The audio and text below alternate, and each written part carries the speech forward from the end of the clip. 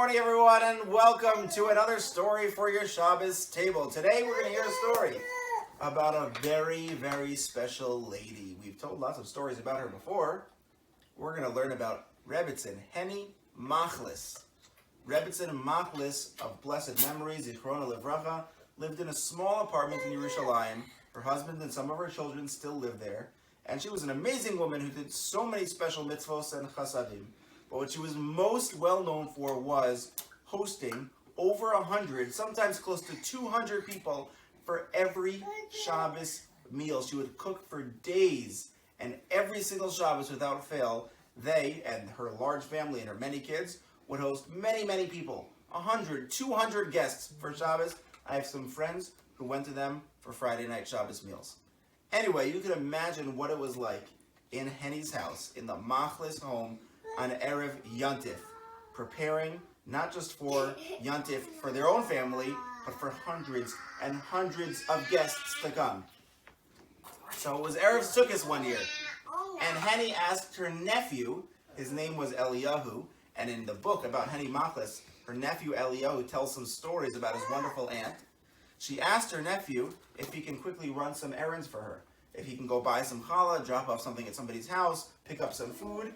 And she said, don't forget, the most important thing to do today is to pick up Rabbi Machlis, to pick up her husband's suits for Yontif. She said he doesn't have any extra suits. This is all he has. Please remember to pick up his suits from the cleaners. And the cleaners closes at 2 p.m.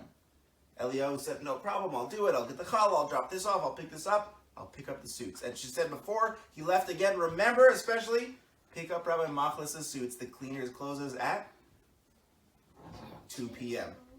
So, of course, a couple hours later, Eliyahu came home, her nephew, and he gave her the challah, and he gave her the food, and he gave her whatever else he bought. And she said, oh, where are the suits? And Eliyahu said, I forgot the suits. And he was expecting her to say, I reminded you 5 times, I reminded you 10 times. The cleaners are closed, now it's too late. My husband has no suits for a Yontif. What's he supposed to wear? It's Sukkot tonight. How many times do I need to remind you? And he said that. Henny looked at him and said, it's okay. Beseder, which in Hebrew means, it's okay. Sometimes people forget. And she was totally calm, she was totally forgiving, and he was so relieved. Then he said, Henny had the smart idea that she knows the man who owns the cleaners. So even though the cleaners was closed at 2, she was able to find his home phone number. She called him at home and asked him if there's any way that she can come pick up the suits, if he can let her in. He was totally nice about it. He said, no problem. I'll drive you over to the cleaners. I live 2 minutes away. She ended up getting her husband's suits, and he had his suits for Sukkot. But what her nephew Eliyahu said he learned from this story is that sometimes you feel upset and you feel like you want to get angry and yell at somebody. What good does that do? And Henny would always teach them, if you're feeling like you're going to get upset, just remember, everything comes from Hashem. Even if it seems difficult for us, even if it's not what we wanted, that's what Hashem gave to us. So we should accept it calmly and happily. And when you do that, you can actually think of much better ideas. And instead of yelling and screaming, she thought of the idea to get the guy's home phone number and to call him, and they ended up getting the suits anyway. But what I want to add is one last point. Because as I was reading through this amazing book, Emunah with Love and Chicken Soup, the biography of Rebbitzin Henny Machlis, it says that being calm and not getting angry was not something that came easily or naturally to Rebbitzin Machlis. She admitted that sometimes she actually had bad temper.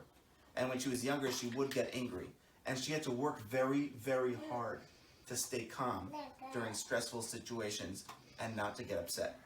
She would feel like she wanted to get angry and yell, but she worked on herself to have control, to stay calm, and to realize that getting angry doesn't really help.